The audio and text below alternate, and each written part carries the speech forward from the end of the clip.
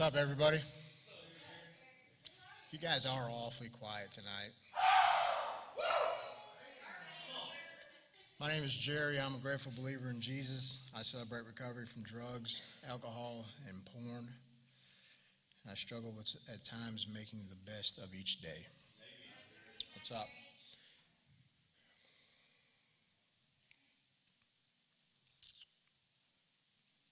I don't know what God's doing here tonight. Usually, I think when we're here on Tuesdays, I have a pretty good feel of it.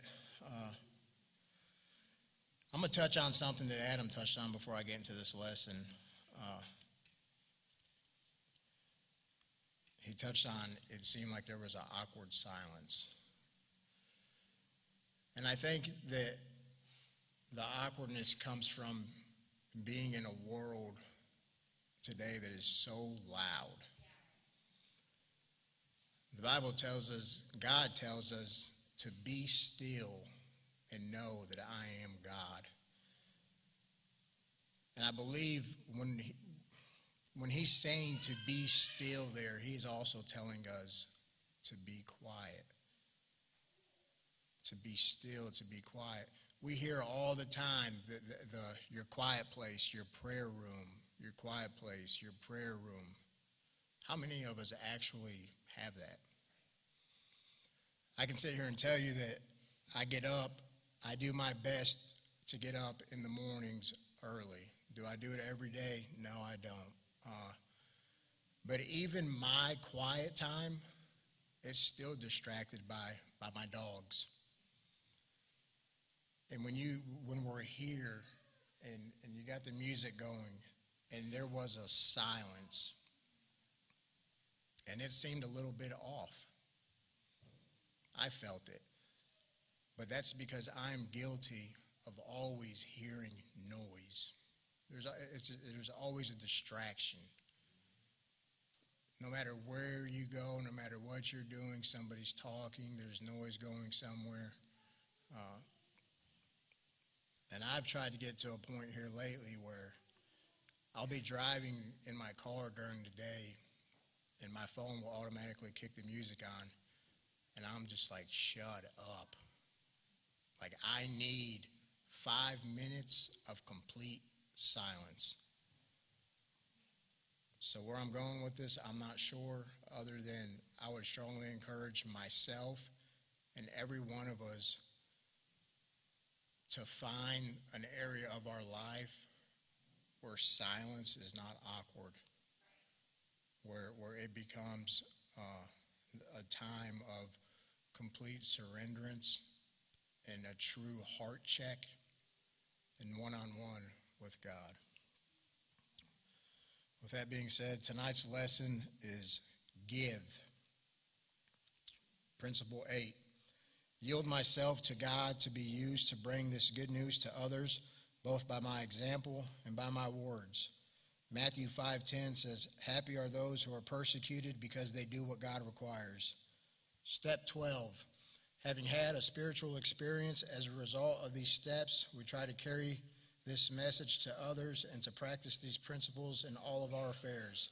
Galatians 6:1 says, brothers and sisters, if someone is caught in sin, you who live by the Spirit should restore that person gently, but watch yourselves or you may also be tempted. We're getting to the end of the lessons. I think after this we have 2 or 3 more lessons and we're going to start all over again with lesson 1, principle 1, step 1, very first lesson. Everybody here tonight is not at principle 8 and principle 12, but this is definitely what every single one of us should be striving to obtain. And this should be our goal, is to reach a step 12 and to live that out for the rest of our lives, to always carry the good news of our recovery and of our faith and what Jesus has done for us and what he wants to do for other people. James 2:17 says, faith by itself is not accompanied by faith by itself, if it is not accompanied by action, is dead. Our faith should be shown to people by our actions. If we see somebody that we can just sense, that we know that they're not acting their norm, and we don't check on them, we don't ask them what's wrong, we're not living out our recovery. We're not working these steps out right, and we're simply not doing the right thing because we're not caring for our brother or sister in that moment. There's an acrostic. This is a quick lesson, and we're running short on time, but the G stands for God first. Proverbs 3:5-6 says, "Trust in the Lord with all your heart and lean not on your own understanding. In all your ways acknowledge him, and he will make straight your paths."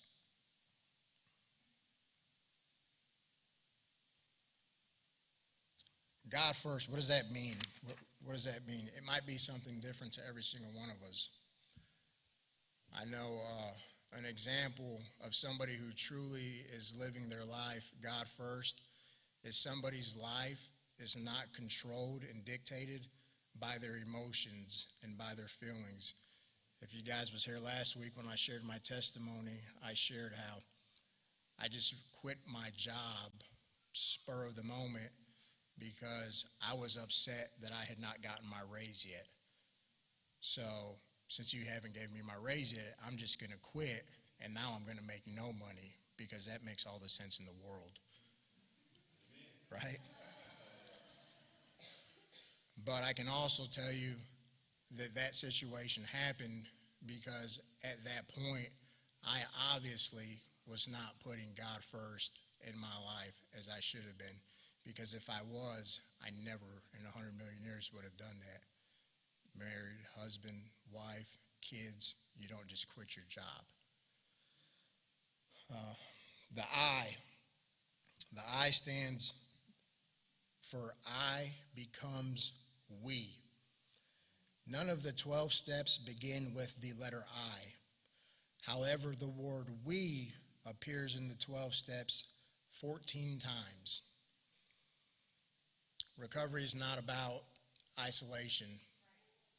And every single one of us as addicts, that's what we have a history of doing, is isolating. I have to put into practice and be intentional on doing things because almost 8 years into recovery, I'm not a people person. I can sit at home all day by myself and I would think that I'm doing fine, but I have learned enough knowledge now to know that whether I think I'm fine, doing that, I know that I'm not, because we are designed and created to have fellowship, especially in recovery. Maybe more than anybody in the world, we need fellowship. We need the brothers and sisters to lean on. We need encouraged from people who we know have walked in our shoes, who have been to the places we've been, and who have overcome things that we're trying to overcome where we are in this moment. Ecclesiastes 4:9-12 says, "Two are better than one, because they have a good reward for their labor. For if they fall, one will lift up his companion. But woe to him who is alone when he falls, for he has no one to help him up. Though one may be overpowered by another, two can withstand him, and a threefold cord is not easily broken." That's the importance of accountability partners, of having a sponsor. And it's not just about having those people in your life, it's about utilizing them. It's about utilizing the tools that have been given to you. You know, my job title as a peer recovery support specialist, I've come to learn and realize that what I am is I'm a tool. I'm a tool for other people that are not as far along in recovery as I am. I'm a tool for them to use when they choose so to use me. That's what I am there for. And it's not just with the guys that I work with, it's with anybody and everybody in general. If I can help somebody, whether it be share wisdom, whether it be share if they need encouraged, whatever that is, that's what I'm there for. That's what we're all there for when we're in recovery. I tell my guys all the time that if you're true to yourself and you're really trying to work a program, the fact of the matter is we are all on the same road. We're just scattered out along on that road. Some of us are further along, some of us are a little behind, but each one of us who are ahead, it is our job to turn around and get the person closest to us to where we're at. And in doing so, a lot of time what you'll learn is that when we're helping other people, you're really helping yourself way more than you could ever help them. The V stands for victories shared. This is the importance of attending a small group here at Celebrate Recovery. Because it is in these small groups that not only do we share maybe what we're struggling with and what we're going through, but this is also the importance of going to these small groups and sharing victories that you've had in your recovery, because you may not know every single person that's in that small group, and the person sitting next to you who you may have no idea who they are or what they're going through, you may share a victory that you've had in the last week, 2 weeks. It might have been 2-3 years ago, but you might share that in that moment, and that person could be going through the exact same thing, and you could help them tremendously without ever even knowing it. The E stands for example of your actions. James 1:22 says, be doers of the word, not just hearers, deceiving yourselves. An example of your actions. I had somebody tell me, when I shared, let me touch on this real quick. When I share things about myself, please don't ever think in any shape, way, or form that I am boasting, because I'm not. I am fully aware and transparent that any good that you see in me is God in me. The Bible even tells us that there's no good in me that is in my sinful nature. So when I share things, that's not me boasting at all. That's just me sharing, and it's a way for me to testify just how far God has truly brought me. And the example of your actions, I had somebody text me. We was talking Saturday, and he texted me, and he said to me, it was after a Facebook post that I made the other day, actually. He said, anybody that is willing to learn and that is really trying, if they just pay attention to what you do, your actions, they'll grab a hold of it. And I was truly humbled in that moment, and I instantly shared that with Stephanie, because it's in those times too that I'm reminded myself how far God has brought me. I'm going to do the altar call. Can I get somebody up here for music?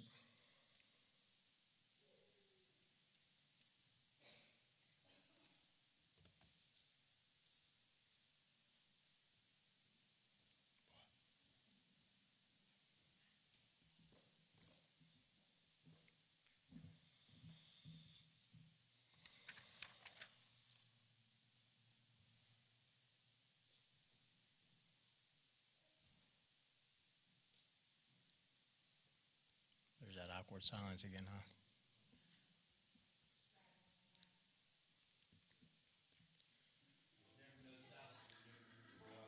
That's right.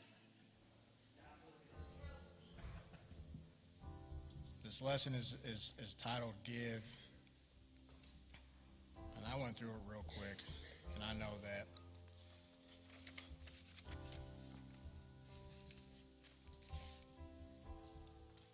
You know who the ultimate giver is? It is Jesus. Do you understand that he loved you so much that he gave his life for you? They didn't take it. He gave it willingly, knowing that every single one of us would reject him at times in our life. Even as believers, that we would still fall short of the glory of God, and we would still find ourselves in pits at times. He still gave his life for you, for Travis, for Brandy, for Jacob, for Gary, for Sonia, for Ken, for Josh, for all of us. We have a habit of human beings is making a complete mess of things. And he's still a perfect God. Perfect. Gave his life for us so that we would not be damned to hell, so that we would have hope, so that we could find forgiveness and mercy and grace and healing. He did that for each one of us.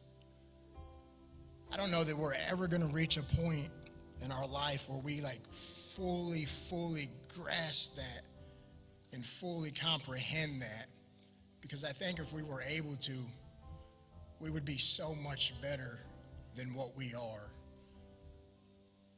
To have just a direct revelation of just how much he loves us.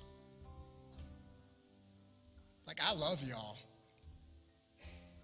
But I love my wife and I love my kids so much that I would die for them, but I would not die for you. But Jesus did. Every single person in this room, God has a specific plan and a specific purpose and a specific calling on your life. And especially us in recovery. The enemy tried to use drugs and alcohol. Make no mistake about it, he wanted to kill you. That was his end game, was death for me, for you, for every one of us in here who was in that pit of addiction. The end game was death.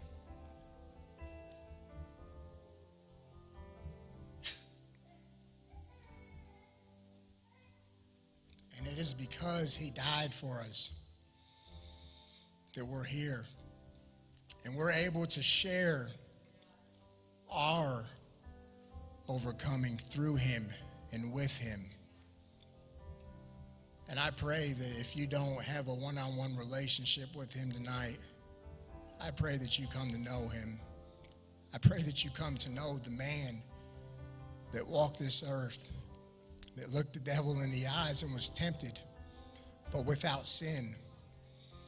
A man who gave his life for you, went to a grave, and 3 days later was out of that grave.